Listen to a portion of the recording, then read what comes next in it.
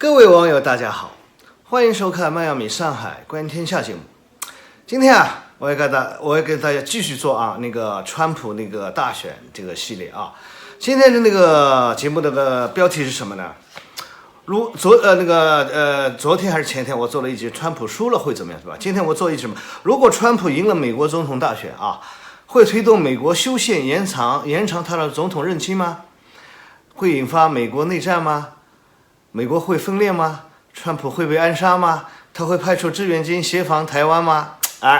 对吧？精彩吧？内容精彩啊！所以我跟你讲，我今天就给大家分析一下川普如果赢了美国的总统大选继续连任啊，他会做出哪些令人目瞪口呆的事情来啊？他所谓的10月惊奇，对吧？我跟他定义什么呢？就是连任惊奇啊，选后惊奇，对吧？大家别认为他不可能赢啊，很有可能赢。我跟你讲，那虽然现在的民调数据显示，对吧，川普还是落后于拜登啊，比较多的大幅落后。但是我跟你讲，民调数据往往不可靠啊。民调公司选择选择调查的选择谁来参加民调，就会直接影响这个所谓的民调结果，这很容易做到，对吧？2016年啊，所有的民调都预测希拉里会赢，结果他输了，是吧？我跟你讲啊。我再跟大家分析这个美国啊，国内方面，对吧？前2天啊，参议院已经通过了啊，川普任命巴雷特共和党极端保守派的大法官，对吧？川普在短短的1个月之内就完成了所有的最高法院大法官的任命手续共和党占多数的参议院在距美国大选还剩下1个月的时间，是吧？闪电般的通过巴雷特作为美国最高法院大法官的任命对吧？他是10月26号宣誓就职的啊。那目前美国最高法院大法官的共和党民主党的对比是什么？6-3，对吧？占绝对多数。所以如果大选计票结果如果川普输了，他肯定不会轻易认输啊，肯定会上诉到最高法院去裁决，对吧？或者说什么邮寄选票舞弊呀，个别州选举团票、选举人投票选举人投票作弊什么他那种东西一套一套的，是吧？所以我认为他还是有机会赢得大选的啊。那他任命巴雷特作为最高法院的大法官除了就是上诉就是赢得大选的一个目的之外，还有一个目的是什么？就是川普为了修改宪法，为了修改美国宪法，我跟你讲等会儿再说啊。那如果川普用这种比较低级别的类似耍无赖的方式去继续连任，赢得大选继续连任，将造成美国历史上最大的宪政危机，对吧？民主党绝对不会善罢甘休。我跟你讲，2016年希拉里他得的总票数已经超过川普了，只不过选举人票比川普少，对吧？而且还存在不少疑点当时希拉里为了顾全大局是体面认输了，对吧？那民主党忍气吞声了4年这次是绝对不会认输的。我跟你讲那我们现在就说说川普怎么去为什么休选去延长总统任期？因为从川普过去的言行来看2018年川普在他佛罗里达州的豪华庄园召开募捐活动募捐 party 的时候他就是半开玩笑半认真的，就是调侃的方式说，他说不是习近平不是修改宪法嘛，对吧？修改任期嘛，是吧？他就说，如果他也应该把中国的那些终身制引进到美国，对吧？那就是暗示就是去修改宪法，突破宪法规定美国总统任期不得超过2届的规定，对吧？这个第一点。第二点今年9月12日川普在美国内华达州举行竞选集会的时候他说他在赢得今年2020年大选之后就是第2届，对吧？他将展开磋商，谋求第3任任期，那至少还要做8年，对吧？不是 4 more years 的 8 more years， 对吧？那然后他就是普京不是修改公投，对吧？修改宪法，修改总统任期嘛？他川普羡慕嫉妒恨从另外一种形式看一下，中美那个三大国对吧？三个大国，哎，你看中国和俄罗斯都有已经对吧？最高领导人都已经宪法修改任期了，对吧？那他得跟进啊，否则他不是吃亏了嘛，对吧？那我说根据美国宪法第5条规定宪法修正案的通过有以下要走四个程序第一，宪法修正案必须由国会两院各以2/3以上的议员出席的议员总数通过出席那个议员的总数2/3以上通过，并交由4分之3的州议会批准。第二，宪法修正案必须由国会两院各以2/3以上的议员通过，并交由4分之3的制宪议会批准第三，由2/3州议会申请提出修正案，宪法修正案，国会应该立即召开修宪大会讨论该修正案，对吧？通过后提交，经4分之3州议会批准。4，由2/3州议会提交申请提出修正案，国会立即召开那个修宪大会讨论修正案，然后提交4分之3的那个州制宪会议批准。那么以上就是我大概说一下美国修宪必经的步骤这是阻力重重，难度很大，对吧？困难很多。但是我跟你讲，美国最高法院的大法官，我跟你讲会在关键的时候做出关系性的裁决，对吧？这就是为什么川普和那个共和党那个把持的那个占多数的那个参议院闪电般的通过了那个巴雷特那个就职那个最高法院大法官的那个议案，你知道吧？有原因的。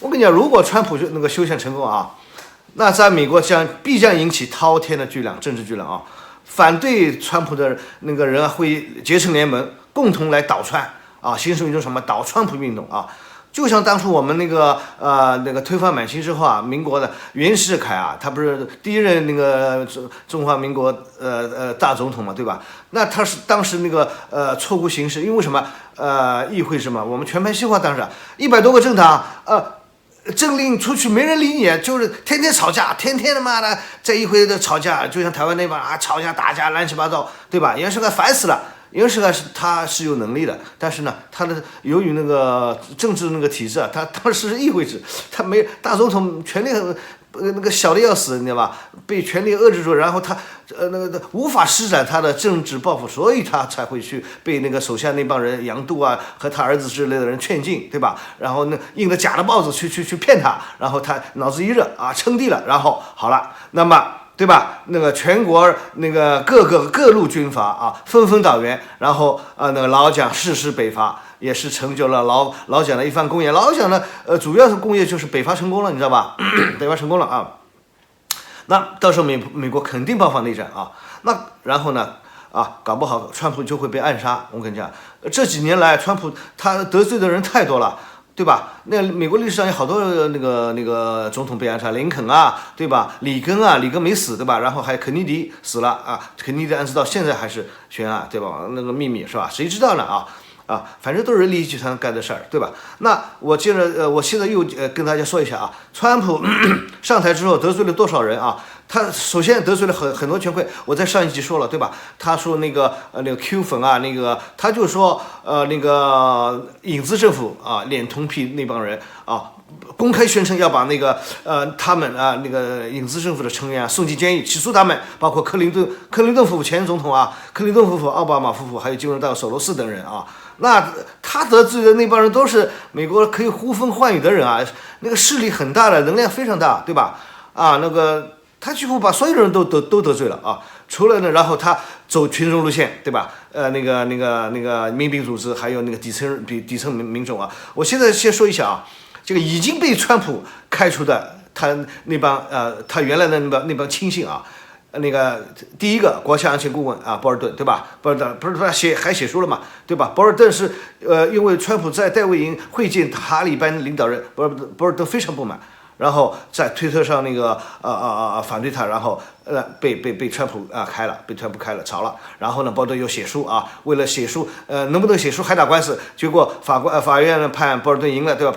就爆料，对吧？真的假的谁知道呢，是吧？好，第二个白宫新闻主任啊，发言人那个 Sanders 被炒了。第三个前国防部长那个马蒂斯，对吧？马蒂斯因为抗议那个川普从叙利亚撤军，对吧？啊，被川普炒了啊。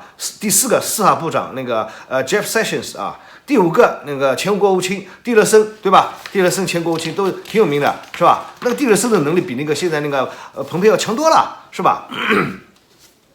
啊，那个第六个。白宫首席战略师班农啊，对吧？班农就是郭文贵的那个背后大佬，对吧？背后大佬，上次付了500万美元的保释金啊，等待候审啊，这500万美元谁出的？谁知道呢？班农自己没钱啊，我估计郭文贵那个赞助的，郭文贵赞助的啊。第七个，联邦调查局长James Comey， 对吧？那个他被开除的原因是什么呢？就是那个川普说怪他对民主党那个候选人希拉里那个邮件门呢，那个调查处理不当，不肯公布那个邮件。好了，不是换了一个联邦调查局局长吗？前段时间上周不是公布了几万个那个希拉里的那个邮件门，把所有的那个他说那个使用不当邮件也没什么，希拉里说实话对吧？没什么对吧？啊，第八个啊，那个美国国防情报局局长那个具体的名怎么说？叫 Michael Flynn 对吧？弗林对吧？好，然后是即将被川普要开除的那个亲信高官10月25日美国媒体称，川普最近公开表达对他一些亲信高官的不满如果川普连任，他将马上开除第一 FBI 局长、联邦调查局局长那个克里斯托弗雷，对吧？他已经把那个希拉里邮件公布了，川普还不满意，还要开除他。第二，然后呢，开除谁那个 CIA 中央情报局局长那个 Haspel 对吧？叫 Gina Haspel。那雷和那个 FBI 的局长和那个中央情报局局长那个不被川普信任，川普很讨厌他们。川普还要开除谁呢？国防部长那个埃斯珀，对吧？川普对埃斯珀非常生气。因为什么？就是那个前段时间不是黑名贵嘛，上街的那个打砸抢烧，对吧？那个安提法那个领导，他不是说要他派那个要求国防部长派那个国民警卫队派军队去镇压那个，他拒绝那个国防部长拒绝去镇压那帮人群那么所以川普非常生气，就想把他开了，但是呢，考虑到目前那个大选形势不明朗川普就先暂时忍让，否则早把他们开了。对吧？然后据传这个川普还要开除很多那个政府高官还要开除很多政府高官。现在呢，我再简单介绍一下目前美国那个民兵组织就简单介绍一下美国目前的那个各州现在基本情况就是民主和共和两党都是州长控制了那个州基本是数量是对半开的，差不多那各州都有自己的民兵武装。对吧？就像我上一期视频就是做的那个川普如果输了会怎么样，对吧？如果双方都不承认那个大选结果，是吧？那个川普也那个输了不承认，然后川普通过那个巴雷特那个最高法院裁决他赢得大选，然后民主党那个拜登不承认，对吧？那双方如果对立的双方不肯妥协，互不相让，那肯定就是爆发内战，对吧？那明明是怎么回事呢？主要会是爆发内战，不会是以军方先开始，是民兵民兵组织。民兵组织是美国是先有民兵后有常备军。那刚开始的时候美国是没有政府的，全是那个公民自治美国那个独立战争之后独立战争那个华盛顿领导和英国打了独立战争之后国会赋予新加入联邦的州以建立民兵武装的权利，以应付地方危机根据那个美国宪法，如果地方政府认为必要，志愿民兵组织仍可以保留在美国目前有大约300多个这样的秘密武装组织民兵组织，他们模仿军队编制买枪支弹药，制造那个爆炸物，经常进行那个训练，定期进行那个军事训练和实战演习随时准备战斗，那个状态保持得非常好对吧？然而我跟你讲，他们攻击的对象不是任何外国势力、外国组织，就是美国政府他们就是反政府主义的这些秘密的民兵武装组织成员称，他们是爱国者，但是害怕但是政府管束他们，不给他们控制他们自由，他们仇恨政府，反政府主义者，对吧？他们就认为联邦政府在不断剥夺他们的自由权利所以他们必须起来武力进行战斗，以捍卫自己的权利和自由，对吧？挺有趣的啊。那么我再说一下这个挺有名的美国的那个极左派的那个组织，比如那个 Antifa。那个就是叫反法西斯运动组织，对吧？那是那个前段时间著名的黑名贵对吧？有弗洛伊德被跪警跪压而死的那个那个领导的那个黑名贵运动，就是 Antifa 组织的Antifa 组织的。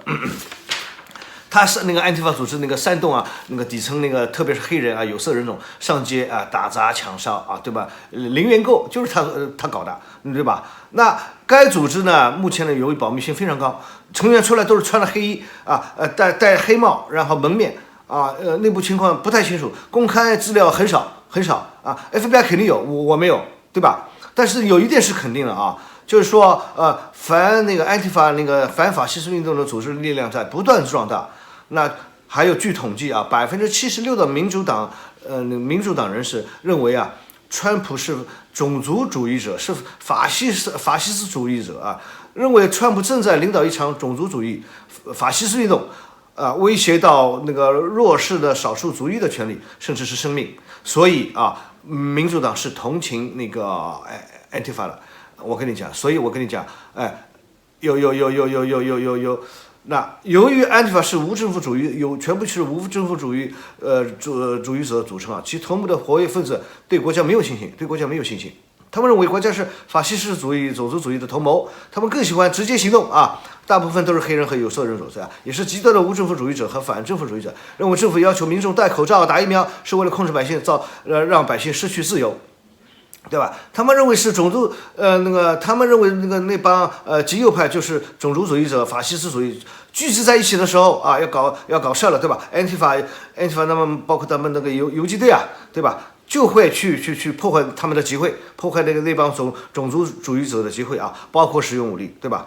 比如上世纪80年代在美国搞得风生水起的一个组织叫什么气象员那个他们自称是毛派那个信仰毛泽东毛主席毛派的革命者，崇尚呢暴力革命有2个很有名的女成员，一个叫 Casey 一个叫 Susan Rosenberg， 大家可以去那个网上谷歌去搜一下，非常有名后来坐牢了，放出来了，岁数也大了但是人还活着对吧？人还活着还有呢，就是什么刚才谈到的那个非法移民的问题美国的左派包括就是民主党之类的，是同情非法移民的。奥巴马当政的时候他推出过一个叫什么的打卡计划，就是给16岁以下的那个随父母非法移民到美国的未成年移民发给他们2年的临时绿卡，还可以延期好多次，对吧？那么2018年6月，川普是反移民的，就是隔离政策那白人至上，对吧？那非常那个狭隘，对吧？2018年6月，川普就是说，如果没有他还叫边境墙，花了200多亿美元，对还是300多亿，对吧？如果没有边境墙，就没有打卡计划，就是说什么？就是说，如果你不你们民主党或者众议院不批准经费让我建边境墙，打卡计划我就废除它，我就否决它，对吧？那他就说主要是针对墨西哥那个美墨边境那帮那个移民就是说，因为那个毒品墨西哥人都玩毒品，对吧？都搞毒品，毒品正在被送进美国破坏美国人的健康所以然后他提出的改革移民法案又被在国会又被否决了，对吧？然后呢，2018年以来，川普说了好几次了，他要终止什么那个非法移民在美国那个非法移民的孩子出生在美国的，终止他们那个公民那个出生公民权，对吧？因为他都知道好多就是非法移民包括我们中国过去的都是就是过去到美国生孩子那帮人，对吧？他没有身份，但是孩子生下来照过去美国的法律就是生下来就是有国籍的，是吧？但是他说那个川普就威胁说他可以用行政命令绕过美国的宪法可以的法律专家研究过，绕过美国的宪法命令，那么社会安全局以及国务院提出类似的限制，就是要求什么？就父母双方必须有一个是美国公民或者有绿卡，他们生出来的孩子才有美国公民，才有美国国籍。如果父母双方都是美国不是没有身份的，不是美国公民或者美国绿卡的，生出来的孩子没有美国国籍。哎呀，这个我跟你讲，那个在全世界呢想移民美国的那帮人之中掀起那个轩然大波那恨死和川普了，你知道吧？好，我再说一下啊，如果美国发生内战，美国会分裂。我跟你讲，为什么啊？美国很多州多年来就一直有脱离联邦独立的倾向啊，比如那个加州，比如德克萨斯，对吧？2016年美国政府推出的那个 We the People 计划，奥巴马当时是奥巴马还没下台，奥巴马说在30天内签名超过25000人的请愿书，肯定做出回应啊。任何13岁以上的美国公民都可以提交一份那个请愿书。那他那次有好多州，几十个州啊，都闹独立啊，其中有7个州独立宣言的签名人数超过25000人啊，包括阿拉巴马州、佛罗里达州、佐治亚州、路易斯安那啊、北卡罗来纳、田纳西和德克萨斯，对吧？请愿签名人数最多的是就是南部的德克萨斯，人最多。该州要求独立的人数已经达到83000多人啊，83000多。佛罗里达和佐治亚的请愿签名也超过了25000人最低的门槛，对吧？德克萨斯州民众签署他请愿书里面写什么呢？美国人的权利已经被公然侵犯啊，其中特别是提到允许美国军方拘捕任何公民的国防授权法案，以及美国运输安全管理局在机场的野蛮安检，对吧？他不能接受啊，不能侵犯公民权利了啊。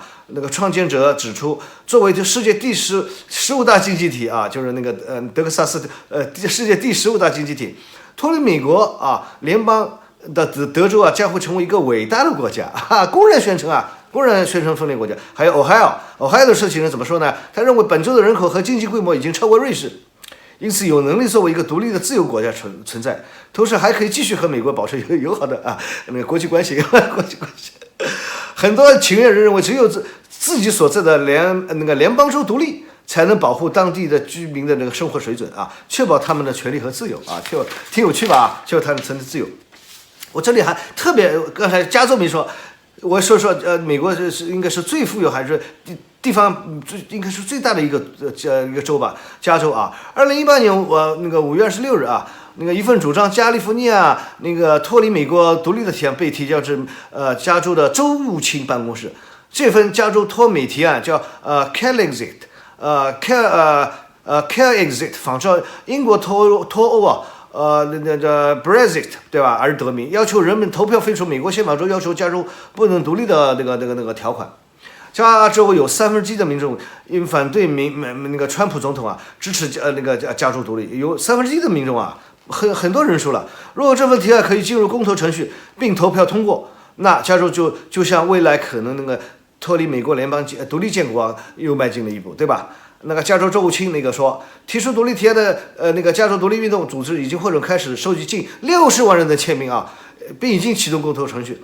他们认为美国与加州的许多价值观有冲突，对吧？他们继续作为美国一个州的存在啊，相当于继续危害自己的子孙而服务其他州，就是还自私自利啊！我们有钱，你们其他州穷的要死，我们中国都是全国一盘棋，对吧？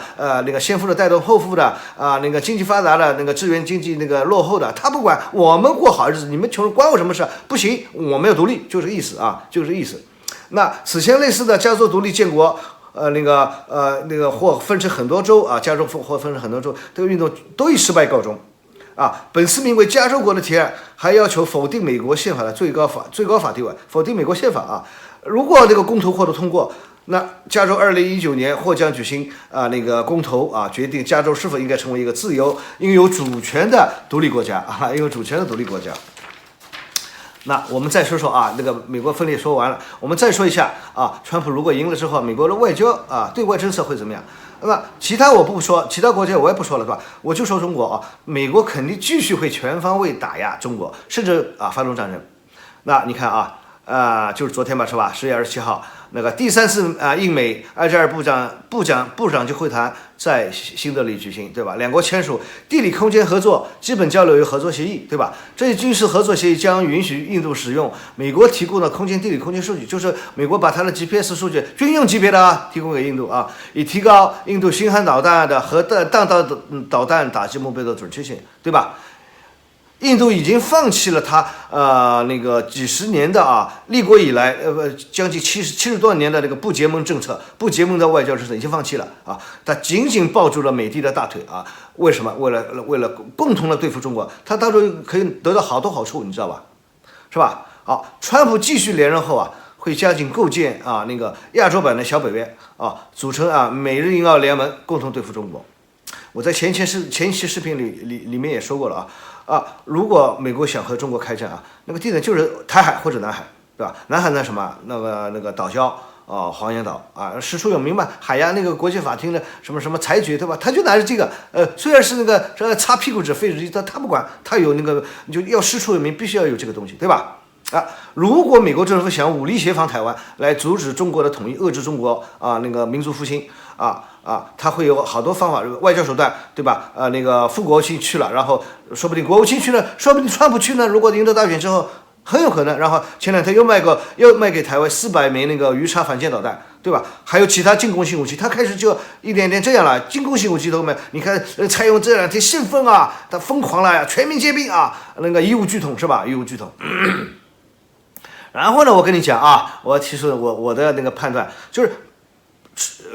新的川普政府他很有可能学那个当初我们抗美援朝的方法派出所谓的志愿军抗中援台来协防台湾我跟你讲，那志愿军好多美国好多那种战争贩子、战争狂人、雇佣兵还有美国那个退役老兵，甚至那个现役的叫他们脱了军装，对吧？那个参加美国那个抗中援台的志愿军去协防台湾，协防台湾，对吧？为什么美国会这样做？因为就是这样做呢，可以两国不是那个不宣战，不正式宣战彼此都留有余地，主要是为了什么呢？控制那个战争规模避免和中国全面那个开始那个展开的全面战争，从而引发第3次世界大战。第3次世界大战就是核大战全人类灭亡，全世界灭亡，地球灭亡，那就是全人类的悲剧他们也不想看到，我们更不想看到了，对吧？那所以你看，最近习近平那个高调纪念抗美援朝胜利70周年，对吧？用强硬的讲话，严厉警告美国不就是警告美国那个强硬讲话的目的是什么？不是说给台湾听的，说给美国人听的，对吧？不得插手那个大陆解放台湾，对吧？那同时，普京也对外发话，对吧？说理论上中国结盟，不前两天不是中国结盟吵得很热吗？中国结盟理论上是有可能的，等等，对吧？那都是在警告中国两国，都是在警告美国不要轻举妄动我在上一期视频里就说过了，如果中国结盟，只有一个目的，那就是为了准备打第三次世界大战了。我跟你讲，除此之外，根本没有结盟的必要就是那个义务超过的那个利益没意思，你知道吧？因为双方都各自面对一个方面嘛，俄罗斯面对那个欧洲方面北约，对吧？防止北约东扩，还有中亚部分，还有一小部分包括叙利亚、中东那他有能力，虽然很累很吃力那个经济他经济不行，但没钱，但是中国给他输血对吧？买他天然气，买他矿产那个输血，他有拿到那个钱去面对那方面还包括中亚，包括那个达卡地区的，对吧？中亚5国这儿的，对吧？那个亚美尼亚跟那个阿塞拜疆，对吧？他要面对，然后我们中国面对哪一方面呢？西太地区，对吧？那个第一岛链那个包括台湾、那个日本、韩国还有菲律宾这一圈，对吧？还有什么美日印澳联盟在南海给我们的压力非常大，我跟你讲非常，因为海空军那个美日印澳联合起来，海空军实力还是非常强的。中国虽然海空军这2年虽然是下饺子刨冰技术也突飞猛进，但是总的实力说实话还是有差距，但是差距是没有差距不大。但是我们有杀手锏，对吧？那个陆基的、空基的，包括海基的，现在那个反舰那个弹道导弹都有了，对吧？大家都可以去搜索我这个不多说了我总结一下如果川普如果输了总统大选而无法连任的话，那极右派的民兵组织包括那个骄傲男孩，还有一个那个匿名者 Q 粉我叫 Q 粉都会发动武装暴动，引发美国内战造成美国分裂，那如果川普赢了美国大选极左派的有那个 Antifa 游击队武装人员和反川普的联盟也会起来武装革命倒川普。反正我跟你讲反正这次美国大选，川普不管川普赢了还是川普输了我看美国都不会好美国都不会好，都有可能引发美国的内战，导致美国的那个国家分裂导致美国国家分裂美国我估计没多久就割屁了。如果这样下去啊，那个我们从深层次的分析看啊，号称世界的那个灯塔国，对吧？自由民主啊，举了大旗举了多少年？现在美国国内乱成一团糟啊，民族矛盾，各个族群分裂啊，互相仇视，对吧？政治派别严重对立，互相就往死里干啊！不把你干死，那个不放手啊！防疫不力，对吧？已经今天870多万人感染了，是吧？新冠疫情22万多死亡，然后寒冬将至，那个天冷了啊，还什么流感啊？美国的流感很厉害的，每年都要死1-2万人了啊！马上又要来了，流感又要来了，对吧？前2天美国呢有个某个医药专家还是几个医药专家就说，这次美国包括新冠疫情，包括流感，这次个冬天将要死超过50万人啊，50万人，对吧？经济凋敝，经济民生凋敝，经济，我不是说经济崩溃吧，经济肯定是大幅度后退啊，产业空虚嘛不说了，对吧？然后前段时间3.3万亿的那个QE 啊纾困金，绝大部分都进了那帮权贵们那帮大企业老板的那个手里，他们拿去炒股票了，美国股票炒那么高2万，还是又回到2万，4次熔断不算，V 型反转2万又好像又创新高了还是怎么样？对吧？26000多点，对吧？中小企业纷纷破产，没生意啊，对吧？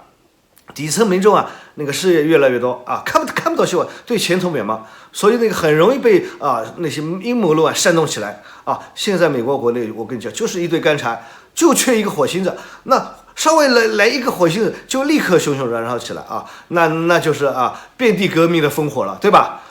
对吧？哈，那关于美国大选，我已经做了2期了啊，那详细分析了川普赢了，美国社会会怎么样啊？川普输了，美国社会又会怎么样？那一句话我就说了，前面说的，川普不管赢了，川普赢了还是川普输了，美国都会完蛋，都会割屁啊！那个川建国同志，这是我党的好同志啊，我跟你讲，他这是余则成的师傅啊，对吧？深海余则成的师傅。那很快就不真的，美国很快就这样搞下去，很快就会割屁啊！那11月3号之后啊，就会好戏连连啊，大家都拭目以待吧啊！好戏一出接着一出啊！那希望各位老铁们踊跃留言啊，我一看每一个留言我都会看，我都会回复啊。那喜欢的请点赞、转发、订阅，你们的支持就是我后续创作的动力啊！谢谢大家。